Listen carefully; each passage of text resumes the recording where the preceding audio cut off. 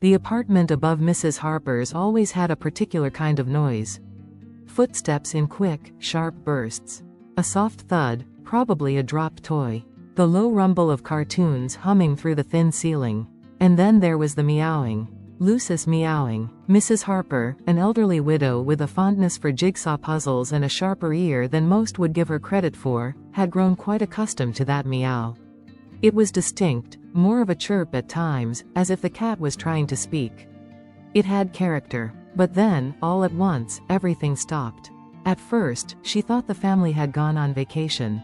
But as the days passed and the usual sounds failed to return, something about the silence made her uneasy. There were no goodbyes, no suitcases, no clattering of locks or final slams of the door. Just stillness. Lucy didn't understand what had happened. One morning, the little girl who always fed her, Anna, had filled her bowl as usual, scratching her chin and whispering in that sing-song voice she used. But that night, no one came back. At first, Lucy waited by the door. The hours passed, sunlight faded, and darkness poured into the space like ink. She meowed. She pawed at the door. When hunger came, she curled into her favorite corner by the radiator, expecting they'd walk through any moment. But no one did. The food was gone in 2 days. The water, faster. By the third day, Lucy's meows had become hoarse cries. The silence of the apartment grew heavier, colder. She explored every corner, scratched at the bathroom door until it creaked open. She found the dripping tap, an old sink in the corner where the faucet never quite closed. It became her lifeline. Drop by drop, she drank. And waited. The apartment had once been warm and cluttered with the usual chaos of a young family. Toys on the floor, crayon marks on the walls. Now, it was a tomb. Dust gathered in corners. The food in the fridge began to spoil. A strange smell hung in the air. Lucy's world shrank to a routine of survival. The hunger gnawed at her relentlessly. Her sleek fur grew patchy. Her ribs began to show. She slept more, curled tightly to conserve warmth, twitching in her dreams.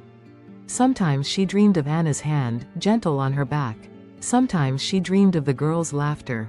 Other times, she dreamed of nothing at all. 2 weeks passed. Downstairs, Mrs. Harper noticed a faint sound one night. A scratch. A cry. She stood on her tiptoes, listening closely. There it was again. A fragile, trembling meow, like wind through broken glass. That was Lucy. Mrs. Harper called the building superintendent the next morning. "She's still in there," she said firmly. "That poor cat. I hear her at night." The super frowned. "The family left. They moved out last month." "Well, then they left something behind," she snapped. "And she's alive. Do something." It took another 3 days before the super agreed to check the unit. Armed with gloves and a crowbar, he pried the door open. The stench hit him immediately: stale air, rotting food, abandonment. And something else, the faint, living scent of fear. Lucy didn't run when he entered. She didn't have the strength. She was curled in a laundry basket, her green eyes glassy, too tired to stand. Her body was gaunt, skin sagging over fragile bones. She blinked once, then slowly, as if it took everything, turned her head away. The super froze. "Jesus," he whispered. He called Mrs. Harper. Within an hour, an animal rescue volunteer arrived, Sarah, a young woman with kind eyes and steady hands. She scooped Lucy up gently, whispering softly, "Hey there, little one. You held on, didn't you?" Lucy pressed her face into Sarah's jacket and finally let go. At the veterinary clinic, the news wasn't hopeful. "She's severely dehydrated and malnourished," the vet said, his voice low. "Honestly, it's a miracle she survived this long. Her kidneys are strained. Her wheat's dangerously low. She's got ulcers on her tongue from drinking only faucet water for weeks. We'll do everything we can." Sarah stayed by Lucy's side as fluids dripped into her frail body. The cat never moved. Only once did she open her eyes to look at Sarah, and in them was a flicker, something that looked very much like trust. "She's a fighter," Sarah said. "I know she is." For 3 days, Lucy hovered between life and death. They fed her through a syringe at first, coaxing her body back from the edge. They cleaned her fur, trimmed her overgrown nails, treated the sores on her paws. Every purless night, Sarah sat beside her, reading aloud or simply holding her tiny paw. By the end of the week, Lucy lifted her head. By the 10th day, she meowed again. It wasn't strong, not yet, but it was her voice, and it rang through the clinic like a bell of hope. Sarah knew from the beginning she wouldn't just be Lucy's rescuer, she'd be her family. The moment Lucy curled against her chest and purred for the first time, it was decided. She signed the adoption papers with tears in her eyes and brought Lucy home to a small, sun-filled apartment filled with blankets, toys, and warm food bowls. Lucy's first few weeks in her new home were quiet, full of naps in cozy corners and slow, cautious meals. Her fur began to grow back, soft and full. Her body filled out, strong again. But what surprised Sarah most was Lucy's spirit, curious, observant, and somehow, grateful. Every night, Lucy climbed onto Sarah's lap and pressed her head to her chest, purring like a motor. The silence of the abandoned apartment was gone now, replaced by laughter and the soft shuffle of a cat exploring her new world. But the memory of those weeks in the dark never truly left Lucy. She had survived what no cat should have endured. And because of that, she had become something extraordinary. The morning sun painted golden streaks across the wooden floors of Sarah's apartment. Lucy lay on her side near the balcony window, the patch of sunlight warming her slowly. Her fur, once dull and ragged, was growing thicker by the week, creamy white with streaks of smoky gray.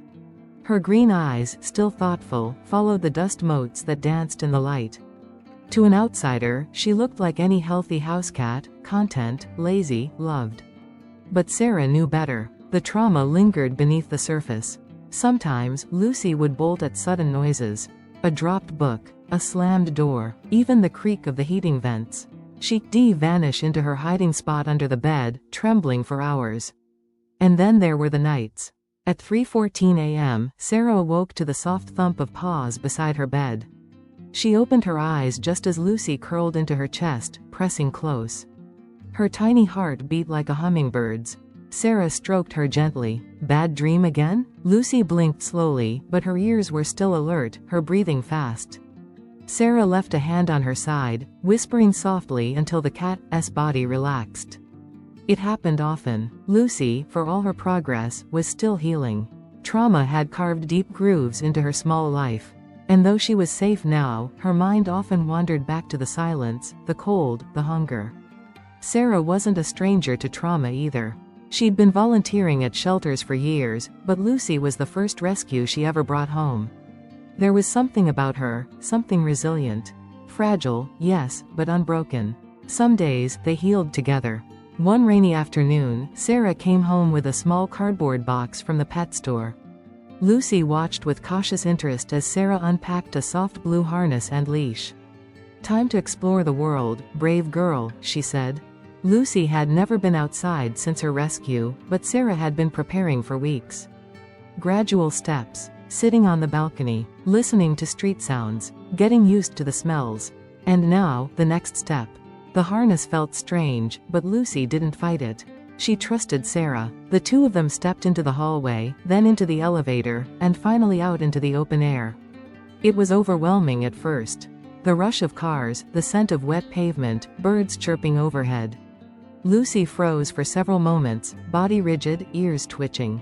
But Sarah knelt beside her, murmuring comfort. And slowly, step by step, Lucy moved forward. The park near their building was quiet that day. A winding path curled around benches and flower beds. Children were at school, joggers scarce. Lucy sniffed a leaf, then the edge of a tree trunk. A butterfly danced past, and her ears perked up. She crouched low, tail flicking, her instincts awakening like a forgotten rhythm. Sarah watched her with wonder. The scared, skeletal cat from the abandoned apartment was gone. In her place was a survivor, discovering the world one sniff at a time. And then, as if it had always been meant to happen, a woman approached with a young boy in tow. The boy, maybe 6 years old, held a stuffed cat in his arms and stared at Lucy with wide, quiet eyes. "Can I pet her?" he asked shyly. Sarah glanced at Lucy, who was watching the boy curiously but without fear. "Let's ask her." The boy knelt, holding out a hand. Lucy stepped forward and gave him a cautious sniff. Then, to everyone's surprise, she leaned into his touch and let out a soft purr. The boy beamed. "My name's Leo," he said. "I like cats." But I can't have one. Mom says I'm still learning to be gentle. Lucy pawed at his stuffed animal, as if in approval. Sarah smiled. Looks like she approves of your progress. After that, Sarah and Leo's family crossed paths often. It became a routine. Lucy would explore the park, Leo would show up with his stuffed cat, and the two would sit in the grass together like old friends. Sarah began to learn more about Leo, how he was adjusting to a new school, how he was on the autism spectrum and sometimes found it hard to make friends, how he seemed to connect with animals more easily than people. Lucy, it seemed, had found a kindred soul. One afternoon, Leo didn't show. Sarah and Lucy waited for nearly an hour, sitting by the big oak tree where they always met. Lucy paced restlessly, eyes searching the path. She let out soft chirps, puzzled. The next day, they waited again. And again, no sign of Leo.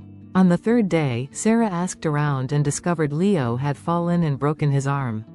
He was in the hospital for observation, nothing serious, but enough to keep him home for a while. Lucy seemed to sense something was wrong. She spent the evening curled up on Sarah's chest, purring anxiously. That night, she had another nightmare.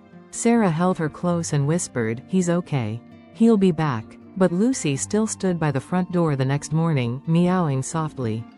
After a week, Sarah decided to do something about it. She reached out to Leo's mother and asked if they could visit. The response was immediate and grateful. The hospital allowed pets in certain units. Sarah brought Lucy in a secure carrier, nervous about how she'd respond. But the moment Lucy saw Leo's face in that hospital bed, something shifted. She let out a loud meow. Leo grinned. "Lucy." He held out his good arm, and Lucy gently stepped into it, careful not to press against the bandages. She curled beside him and purred loudly, like an engine. Sarah felt her throat tighten. In that room, under the sterile lights and antiseptic smell, a little boy and a once-abandoned cat found a kind of peace only they could give each other. Lucy became a small legend at the hospital. They called her the "Whisper Cat" because of the way she always seemed to know who needed comfort. Nurses would invite her to sit beside anxious children. Doctors watched her calmly lower blood pressure readings just by curling beside patients. Sarah was stunned by it, but also not. Lucy had endured the worst and come through it with empathy instead of fear. That strength, that quiet resilience, became something others could feel. Especially those who needed it most. Still, not every day was perfect. One evening, Lucy froze at the sound of a dripping faucet. It was in Sarah's kitchen, just a small leak, easily fixed, but Lucy's body stiffened, her tail bristling. Sarah rushed over, turned off the tap, and sat down beside her. Lucy shook, her eyes wide. Sarah whispered, "You're not there anymore, baby. You're here, with me." It took an hour for Lucy to calm down. But she did, eventually curling into Sarah's lap, eyes half closed. That moment reminded Sarah of a truth she'd nearly forgotten. Healing isn't always forward. Sometimes, it loops. Sometimes, it stings before it soothes. But it always matters. And Lucy mattered more than anyone could have guessed. She had survived silence. Now, she was helping others find their voices. The day Lucy returned to the building where it all began, the air felt heavier, like time itself had taken a breath and held it. Sarah stood at the foot of the narrow staircase, holding Lucy gently in her arms. It had been a full year since the rescue.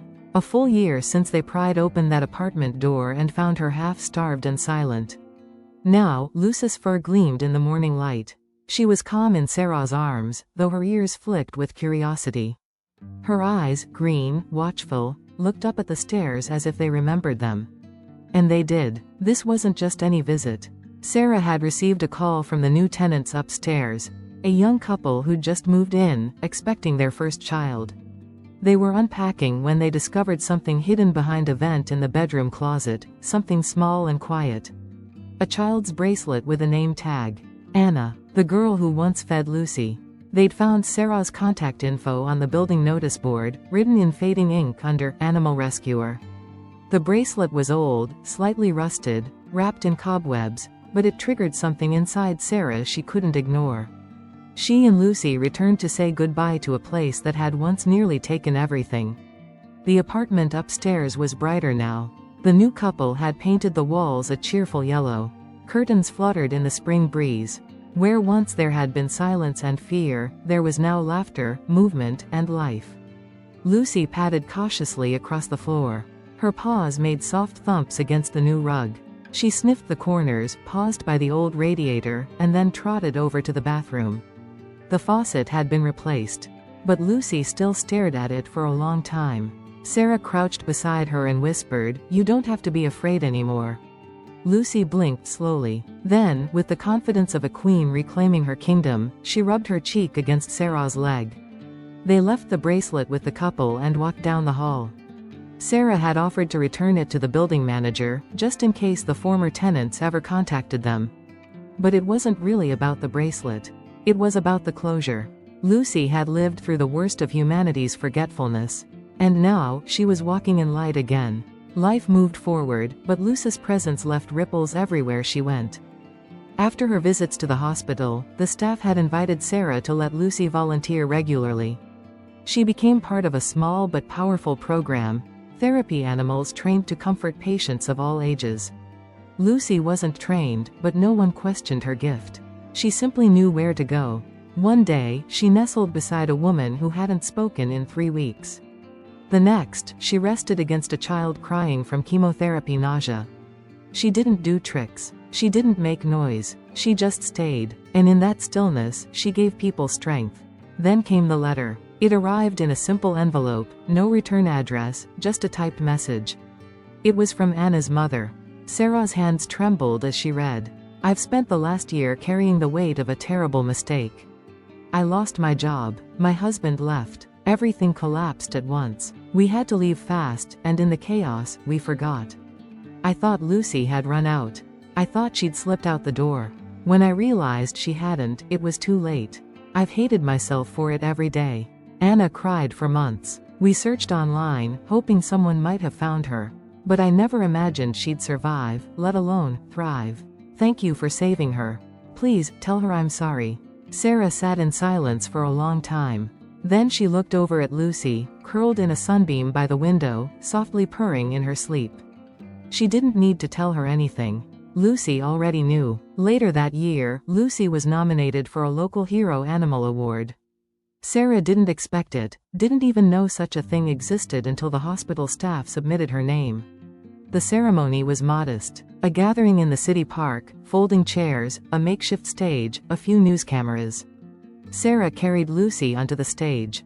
The crowd erupted in applause, and Lucy, ever composed, blinked regally as if accepting the tribute of 1,000 lesser beings. Sarah told their story. She told them about the silence, the tap, the darkness. About the hospital visits. About Leo. About healing. At the end, her voice cracked slightly. "She's not just a cat. She's a survivor. And she reminds us every day that no matter how bad it gets, you can come back from it. You can still love. You can still trust. You can still save others." Lucy, now perched on the podium, let out a loud, chirpy meow.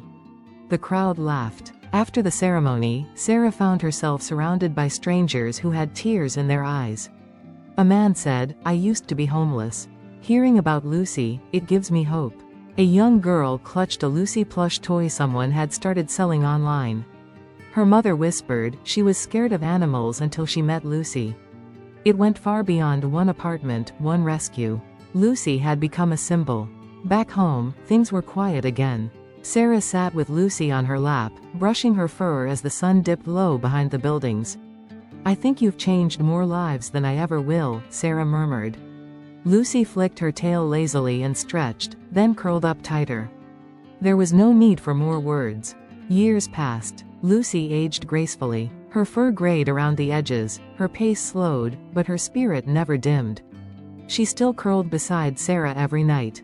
Still visited the hospital when she could. Still waited by the door when Sarah came home, her silent way of saying, "I'm here." One spring morning, Sarah found her curled in the same sunny patch by the window, her body still, her breathing soft and shallow. She didn't cry right away. She sat beside her, held her paw, and whispered, "You were so loved." Lucy opened her eyes one last time, just enough to see Sarah's face. She blinked slowly. And then, gently, she slipped away. They buried her in the park beneath the big oak tree. Leo, now older, brought her a drawing of the two of them under the sun. The hospital staff planted flowers. People from the neighborhood left toys, candles, messages. A plaque was installed, etched in brass, simple and true. Lucy the cat, she survived the silence, and taught us how to listen. Even in absence, Lucy remained. In every quiet room where someone sat in fear. In every child who reached out a hand to something fragile. In every drop of water, once a lifeline, now just part of the past. And in every heart she'd touched, a soft echo remained. Purring, patient, unforgettable.